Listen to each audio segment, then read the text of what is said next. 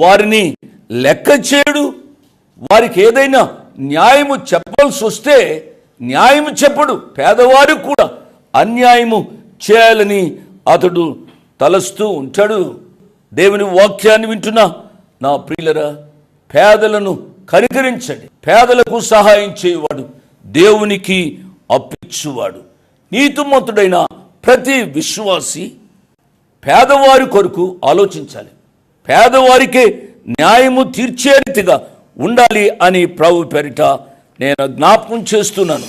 ఈ భయం అనేది మన జీవితాల్లో తప్పుడు నిర్ణయాలు తీసుకునేటట్టు, ఆత్మహత్యలు కానీ, లేకపోతే మనం ఏదైనా తప్పు చేసినా, మనం ఏదైనా తొందరపాటులో ఏదైనా మనం నిర్ణయాలు తీసుకొని ఏదైనా చేసి అది ఎక్కడ మనకు అవమానకరమైన పరిస్థితి వస్తుందో, ఎక్కడ మన జీవితాలు దేవుడి నుంచి దూరమయ్యే పరిస్థితులు వస్తాయో అనే విధంగా ఉండి ఆ భయంలో చాలామంది ఆత్మహత్యలు చేసుకొని పారిపోవడం, లేచి